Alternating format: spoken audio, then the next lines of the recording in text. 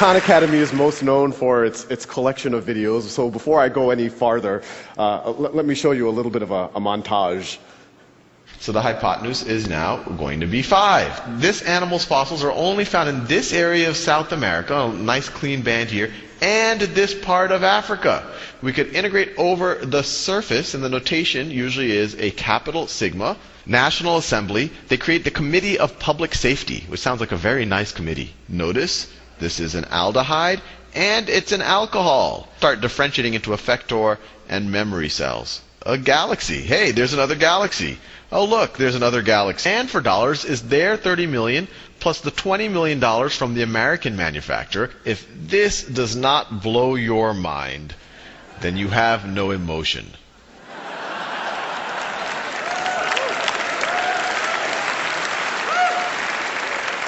We now have on the order of 2,200 videos covering everything from basic arithmetic all the way to vector calculus and some of the stuff that you saw up there. We have a million students a month using the site, watching on the order of 100 to 200,000 videos a day. But what we're going to talk about in this is how we're going to the next level. But before I do that, I want to talk a little bit about really just how I got started. And some of y'all might know, about 5 years ago, I was an analyst at a hedge fund, and I was in Boston, and I was tutoring my cousins in New Orleans remotely. And I started putting the first YouTube videos up really just as kind of a nice to have, just kind of a supplement for my cousins, something that might, give them a refresher or something. And as soon as I put those first YouTube videos up, something interesting happened. Actually, a bunch of interesting things happened. The first was the feedback from my cousins. They told me that they preferred me on YouTube than in person.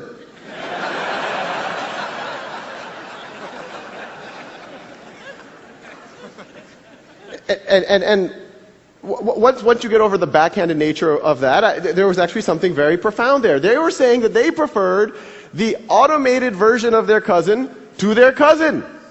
At first it's very unintuitive, but when you actually think about it from their point of view, it makes a ton of sense. You have this situation where now they can pause and repeat their cousin. Now they can, without feeling like they're wasting my time. They could, if they have to review something that they should have learned a couple of weeks ago or maybe a couple of years ago, they don't have to be embarrassed and ask their cousin. They can just watch those videos. If they're bored, they can go ahead. They can watch it at their own time, at their own pace. And probably the least appreciated, aspect of this is the notion that the very first time that you're trying to get your brain around a new concept, the very last thing you need is another human being saying, "Do you understand this?" And that's what was happening with the interaction with my cousins before, and now they could just do it kind of in the intimacy of their own room. The other thing that happened is, I put them on YouTube just for the, I saw no reason to make it private, so I let other people watch it, and then people started stumbling on it, and I started getting some comments and some letters and all sorts of kind of feedback from random people around the world, and these are just a few. This is actually from one of the original calculus videos, and someone wrote just on YouTube, it was a YouTube comment, "First time I smiled doing a derivative." And let's pause here. This person did a derivative, and then they smiled. And then in response to that same comment, this is on the thread, you could go on YouTube and look at these comments, someone else wrote, "Same thing here. I actually got a natural high and a good mood for the entire day. Since I remember seeing all of this matrix text in class, and here I'm all like, I know Kung Fu." Let's see. And we got a lot of feedback along those lines. It's clearly it was helping people. But then as the viewership kept growing, I started getting letters from people, and it was starting to become clear that it was actually more than just a nice to have. This is just an excerpt from one of those letters. "My 12-year-old son has autism and has had a terrible time with math. We have tried everything, viewed everything, bought everything. We stumbled on your video on decimals, and it got through. Then we went on to the dreaded fractions. Again, he got it. We could not believe it. He is so excited." And so you can imagine, here I was, an analyst at a hedge fund. It was very strange for me to do something of social value.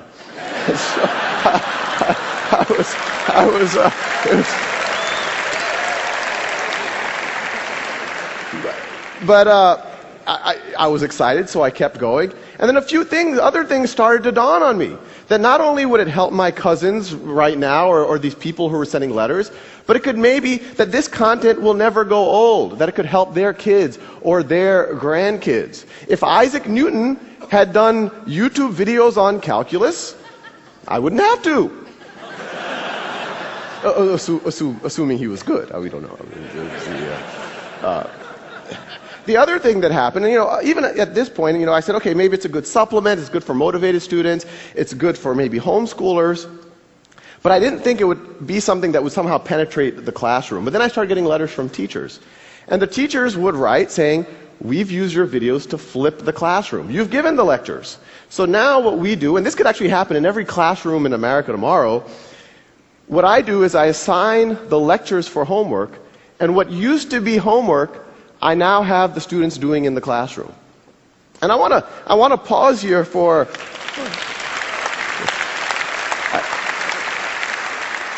I want to pause here for a second because there's a couple of interesting things. One, when those teachers are doing that, there's the obvious benefit. There's the benefit that now their students can enjoy the videos in the way that my cousins did. They can pause, repeat at their own pace, at their own time. But the more interesting thing, and this is the unintuitive thing when you talk about technology in the classroom, by removing the one-size-fits-all lecture from the classroom and letting students have a self-paced lecture at home, and then when you go to the classroom, letting them do work, having the teacher walk around, having the peers actually be able to interact with each other, these teachers have used technology to humanize the classroom. They took a fundamentally dehumanizing experience, a bunch of 30 kids with their fingers on their lips, not allowed to interact with each other. A teacher, no matter how good, has to give this kind of one-size-fits-all lecture to 30 students, blank faces, slightly antagonistic, and now it's a human experience. Now they're actually interacting with each other. So once the Khan Academy kind of, I quit my job and we turned into a real organization, we're a not-for-profit, the question is, how do we take this to the next level? How do we take what those teachers were doing to their natural conclusion? And so what I'm showing over here, these are actual exercises that I started writing for my cousins. The ones I started were much more primitive. This is a kind of a more competent version of it. But the paradigm here is we'll generate as many questions as you need until you get that concept, until you get 10 in a row. And the Khan Academy videos are there. You get hints, the actual steps for that problem if you don't know how to do it. But the paradigm here, it seems like a very simple thing, 10 in a row, you move on. But it's fundamentally different than what's happening in classrooms right now. In a traditional classroom, you have a couple of homework, lecture, and then you have a snapshot exam. And that exam, whether you get a 70%, an 80%, a 90%, or a 95%, the class moves on to the next topic. And even that 95% student, what was the 5% they didn't know? Maybe they didn't know what happens when you raise something to the 0th power. And then you go build on that in the next concept. That's analogous to, imagine learning to ride a bicycle. And I give you a bicycle, maybe I give you a lecture ahead of time, and I give you that bicycle for 2 weeks, and then I come back after 2 weeks, and I say, well, let's see, you're having trouble taking left turns, you can't quite stop. You're an 80% bicyclist. So I put a big C stamp on your forehead, and then I say, here's a unicycle. But as ridiculous as that sounds, that's exactly what's happening in our classrooms right now. And the idea is, you fast forward and good students start failing algebra all of a sudden and start failing calculus all of a sudden, despite it being smart, despite having good teachers, and it's usually because they had these Swiss cheese gaps that kept building throughout their foundation. So our model is learn math the way you would learn anything, like the way you would learn a bicycle. Stay on that bicycle. Fall off that bicycle. Do it as long as necessary until you have mastery. The traditional model, it penalizes you for experimentation and failure, but it does not expect mastery. We encourage you to experiment. We encourage you to failure, but we do expect mastery. This is just another one of the modules. This is trigonometry. This is shifting and reflecting functions. And they all fit together. We have about 90 of these right now. And you could go to the site right now. It's all free, not trying to sell anything. But the general idea is that they all fit into this knowledge map. That top node right there, that's literally single-digit addition. It's like 1 + 1 is equal to 2. And the paradigm is, once you get 10 in a row on that, then it keeps forwarding you to more and more advanced modules. So if you keep this is further down the knowledge map, we're getting into more advanced arithmetic. Further down, you start getting into pre-algebra and early algebra. Further down, you start getting into algebra 1, algebra 2, a little bit of pre-calculus. And the idea is, from this, we can actually teach everything. Well, everything that can be taught in this type of a framework. So you can imagine, and this is what we are working on, is from this knowledge map, you have logic, you have computer programming, you have grammar, you have genetics, all based off of that core of, okay, if you know this and that, now you're ready for this next concept. Now, that can work well for an individual learner, and I encourage for you to do it with your kids, but I also encourage everyone in the audience to do it yourself. It'll change what happens at the dinner table. But what we want to do is use the natural conclusion of the flipping of the classroom that those early teachers had emailed me about. And so what I'm showing you here, this is actually data from a pilot in the Los Altos School District, where they took 2 5th grade classes and 2 7th grade classes and completely gutted their old math curriculum. These kids aren't using textbooks, they're not getting one-size-fits-all lectures, they're doing Khan Academy, they're doing that software for roughly half of their math class. And I want to make it clear, we don't view this as the complete math education. What it does is, and this is what's happening in Los Altos, it frees up time. This is the blocking and tackling, making sure you know how to do a system of equations, and it frees up time for the simulations, for the games, for the mechanics, for the robot building, for the estimating how high that hill is based on its shadow. And so the paradigm is, the teacher walks in every day, every kid works at their own pace, and a teacher this is actually a live dashboard from Los Altos School District, and they look at this dashboard. Every row is a student. Every column is one of those concepts. Green means the student's already proficient. Blue means that they're working on it, no need to worry. Red means they're stuck. And what the teacher does is literally just says, let me intervene on the red kids. Or even better, let me get one of the green kids who are already proficient in that concept to be the first line of attack and actually tutor their peer.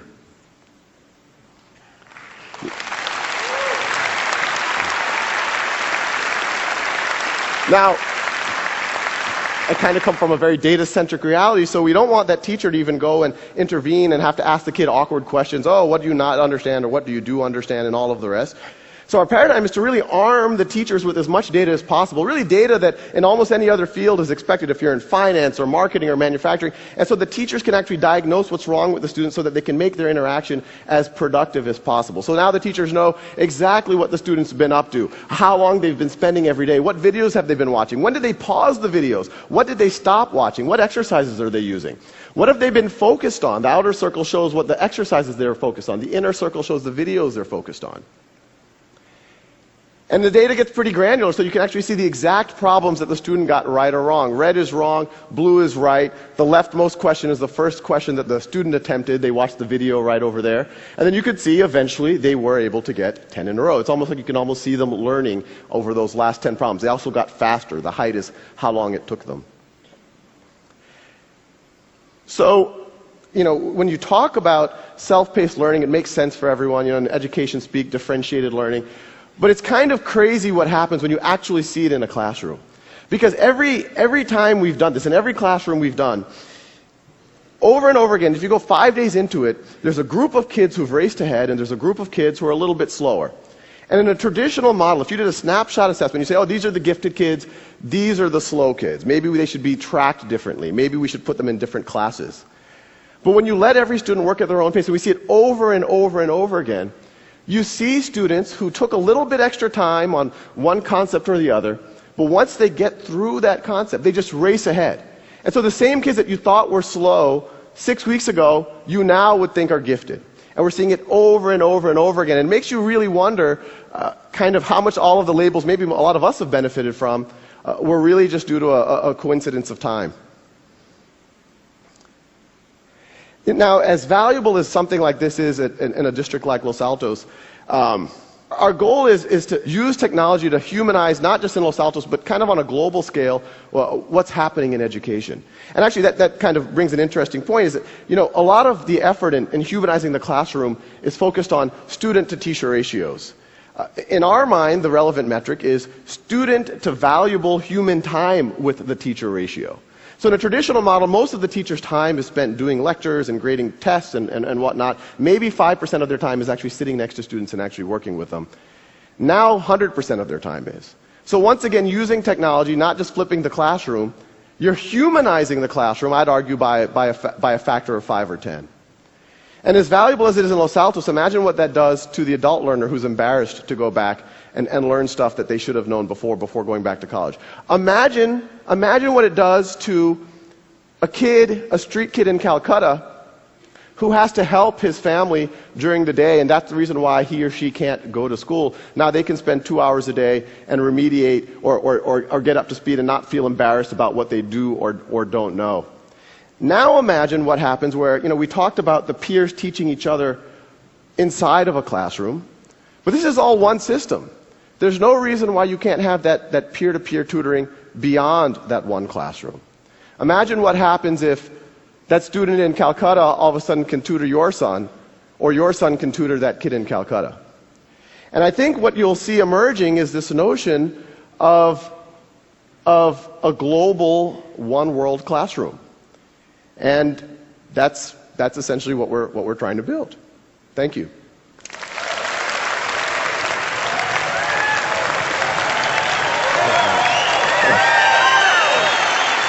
I'll ask you about 3 or 4 questions for the time. Okay.